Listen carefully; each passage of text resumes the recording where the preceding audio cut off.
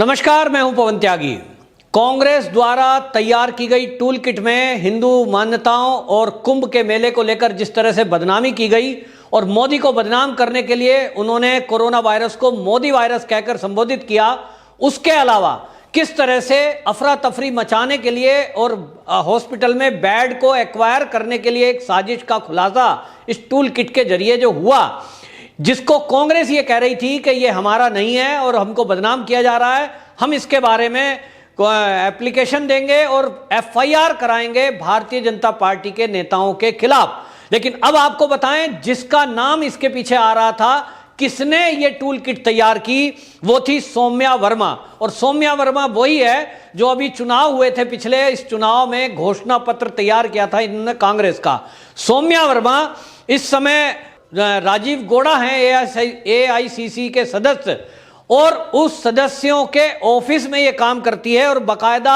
राजीव गौड़ा ने अब ये स्वीकार करा है कि एआईसीसी के शोध विभाग ने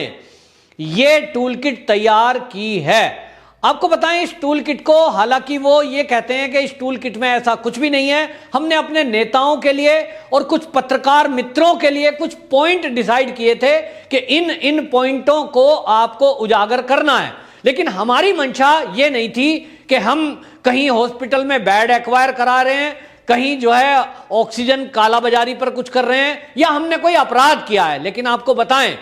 कि ये देश को दुनिया में बदनाम करने की एक साजिश कांग्रेस के द्वारा की गई थी। आप देखिए कि जब WHO कह रहा है कि किसी भी देश में यदि कोई बीमारी पहले आई है तो उस देश के नाम से उस वायरस का नाम ना पुकारा जाए, और इसी ऑब्जेक्शन के बाद जब चीन ने यह ऑब्जेक्शन उठाया था कि दुनिया के देशों में इसको वुहान वायरस कहा जाने लगा था, अमेरिका में डोनाल्ड ट्रंप ने शुरुआत की थी इसकी, और इसलिए WHO पर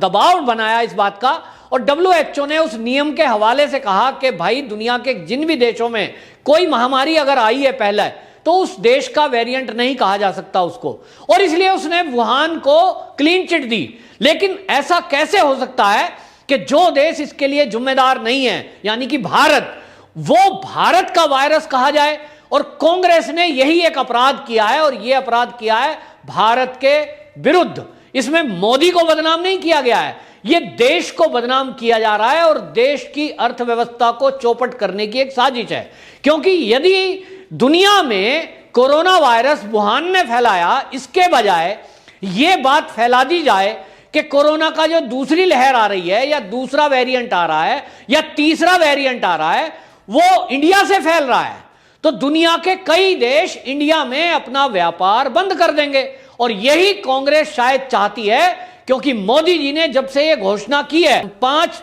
ट्रिलियन हम भारत की इकोनॉमी को बनाएंगे, और कैसे बनाएंगे, तो आत्मनिर्भर भारत बनाएंगे। और इसलिए एक तय किया है कि चीन से जो भी हम सामान आयात करते हैं, भारत को एक लक्ष्य लेकर के रखा गया है कि अगले 3-4 साल में अधिकतम भारत आत्मनिर्भर हो जाएगा। और चीन के ऊपर जो निर्भर है, चीन से जो भी कच्चा माल मंगाना पड़ता है या जो भी सामान मंगाना पड़ता है, अगले 3-4 साल में भारत अपने आप बनाने लगे, इसकी तैयारी चल रही है। और इसीलिए हमें लगता है कि 2008 में जो चीन ने समझौता किया है, चीन की कम्युनिस्ट पार्टी ने भारत की कांग्रेस से, सोनिया गांधी और राहुल गांधी से, उसी समझौते के तहत राहुल गांधी, प्रियंका गांधी और सोनिया गांधी, ये गांधी परिवार कांग्रेसियों के जरिए एक एजेंडा सेट करते हैं, और हमेशा भारत को नीचा दिखाना, भारत को बदनाम करना, मोदी को टारगेट करना, योगी को टारगेट करना, इसके लिए एक टूल किट तैयार हमेशा रहती है। और पिछले दिनों हमने किसान आंदोलन के टाइम पे भी देखा था, लेकिन अब जब कोरोना का काल चल रहा है, किस तरह से इन्होंने कुंभ को लेकर के बदनाम किया कि कुंभ में ये सुपर स्प्रेडर का काम होगा, बड़ी तेजी से पूरे दुनिया, भारत के अंदर ये कोरोना फैल जाएगा, कुंभ नहीं होना चाहिए। दूसरी तरफ ईद को लेकर के इसमें गाइडलाइन दी गई थी टूल किट में कि ईद को लेकर कोई कमेंट ना किया जाए। और सबसे खतरनाक बात जो है, क्योंकि कई टीवी डिबेट पर कांग्रेसी आकर कह रहे हैं कि ठीक है साहब, आप इस बात पे जोर दे रहे हो कि ये टूल किट कांग्रेस वालों ने बनाई है, सौम्या वर्मा कांग्रेस की है, चलो भाई वो एक जो है वो राजीव गौड़ा के ऑफिस में काम करती है, एआईसीसी के सदस्य के ऑफिस में है, मान भी लिया कि यह कांग्रेसी टूल किट है, तो इसमें गलत क्या है, इसमें अपराध क्या है? आप कोरोना का इंतजाम करिए। तो आपको बता दूं कि यह जो कांग्रेस की टूल किट है, इसमें जो गाइडलाइन दी गई थी उसमें एक गाइडलाइन बड़ी खतरनाक थी और वो आपराधिक प्रवृत्ति है, वो अपराध है। इसमें लिखा था कि हॉस्पिटल में जो बेड हैं उनको फर्जी तरीके से भर लिया जाए, एक्वायर कर लिया जाए। एक्वायर कर लिया जाएगा तो क्या होगा? बाहर बोर्ड पे लिखा जाएगा बेड फुल, और बेड फुल लिखा जाएगा तो जो पेशेंट हैं वो भर्ती नहीं हो पाएंगे, या तो उनकी मौत होगी या तो वो सरकार को बदनाम करेंगे और सरकार को गाली देंगे। ये स्वाभाविक भी है कि यदि किसी कोरोना पेशेंट को हॉस्पिटल में बेड नहीं मिलेगा, हर हॉस्पिटल के बाहर टैग लगा होगा कि बेड फुल हैं, तो लोग कहेंगे ये जो सरकार बेड बढ़ा रही है जा कहां रहे हैं। अब पता चल रहा है कि कांग्रेस ने बाकायदा अपने कार्यकर्ताओं को इस काम में लगाया कि आप फर्जी तरीके से हॉस्पिटलों को कांटेक्ट करिए और फर्जी तरीके से उनको बुक कर लीजिए, उसके लिए पैसा देना पड़े दीजिए। तो पिछले दिनों आपने ध्यान दिया होगा कि जैसे ही ये खबर कुछ लीक हुई थी कि फर्जी तरीके से कुछ लोगों ने हॉस्पिटल के बेडों को बुक किया हुआ है, ऐसा भी पता चला कि किन्हीं हॉस्पिटलों में कुछ पैसे देकर के मजदूरों को, रिक्शे वालों को उन बेडों पे लिटा दिया गया है। फर्जी तरीके से उनकी कोविड पॉजिटिव रिपोर्ट बनाई गई, और अगर कोई उनके पास 1-2 लाख रुपए देकर के पैसे भर्ती होना चाहता है तो बेड खाली कर दिया जाता है। और इसी तरह कांग्रेसियों ने टूल किट तैयार की कि यदि कोई कांग्रेस को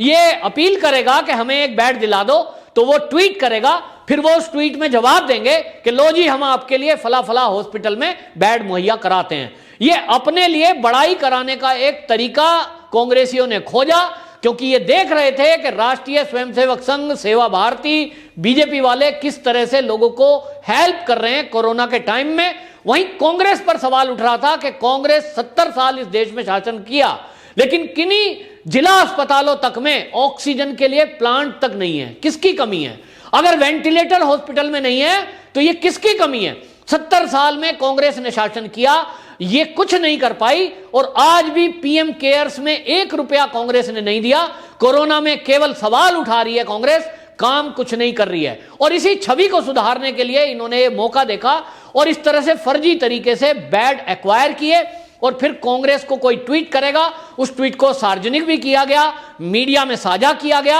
और किस तरह से हमने देखा यूथ कांग्रेस के लोग पिछले दिनों दिखाए गए कि वो सेवा कर रहे हैं। हालांकि नवनीत कालरा नाम का एक कांग्रेस से संबंध रखने वाला व्यक्ति 500 ऑक्सीजन कंसंट्रेटर के साथ दिल्ली में पकड़ा गया। अभी भी स्पेशल सेल उसकी जांच कर रही है दिल्ली पुलिस की कि आखिरकार उसने किसके कहने पर यह किया और किस किस को यह फायदा पहुंचाया। आपको एक उदाहरण बताता हूं। भारत में कांग्रेस का एक है डेटा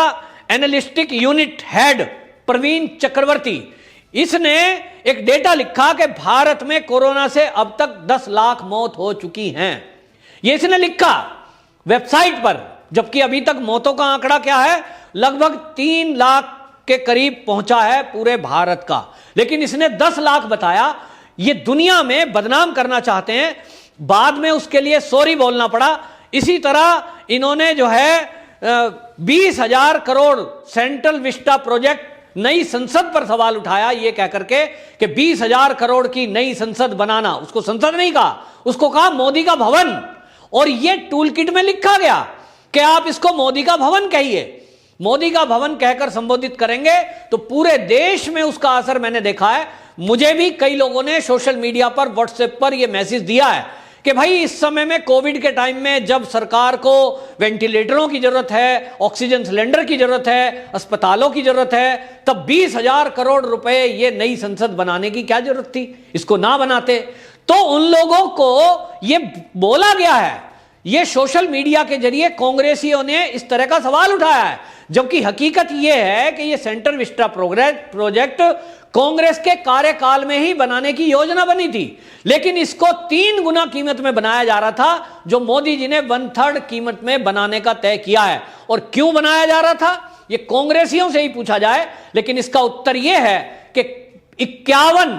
51 मंत्रालय प्राइवेट बिल्डिंग में चल रहे हैं, जिसका साल में किराया 1000 करोड़ से ऊपर जाता है। और इसलिए उस किराए को कहां जाता है, वो कहा जा रहा है, ऐसा कहा जा रहा है कि कांग्रेस के ही अपने वो निकट के लोग हैं, जिन्होंने देश की आजादी के बाद ये संसद भवन के आसपास जो लुटियन जोन एरिया है उसमें बड़े बड़े प्लॉट ले लिए थे, उसमें बड़ी बड़ी बिल्डिंगें बनाई और उन बिल्डिंगों को किराए पे देने के लिए सरकार से कांटेक्ट किया और सरकार ने यानी कांग्रेस सरकार ने उन बिल्डिंग के ओनरों से जो समझौता किया है वो ऐसा है कि आज उनका किराया करोड़ों में जा रहा है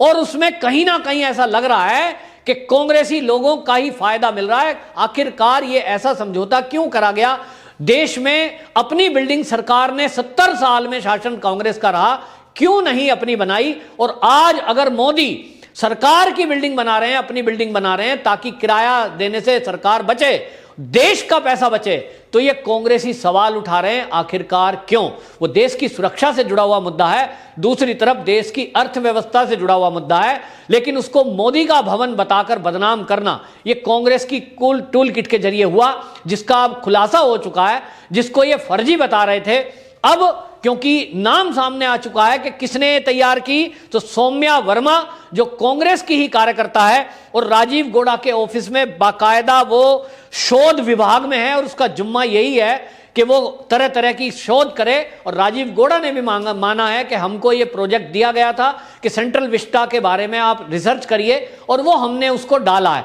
यानी बरगलाने का काम और अफरा तफरी मचाने का काम, देश में भय का माहौल तैयार करने का काम, लाशों को तैरती हुई दिखाने का काम जो ये कांग्रेसियों ने किया है। और कुंभ मेले पर जो सवाल उठाया है, इससे इन कांग्रेसियों की हिंदू विरोधी मानसिकता का पता चलता है। वहीं यह भी पता लगता है कि जब इस देश में इस महामारी में देश संघर्ष कर रहा है तो ये लोग अस्पताल में अफरा तफरी करके, बेड एक्वायर करके, फर्जी तरीके से बेड फुल दिखाकर ये लोगों को भड़काकर अपनी राजनीति चमकाने का काम कर रहे हैं, जो कि बहुत ही शर्मनाक है।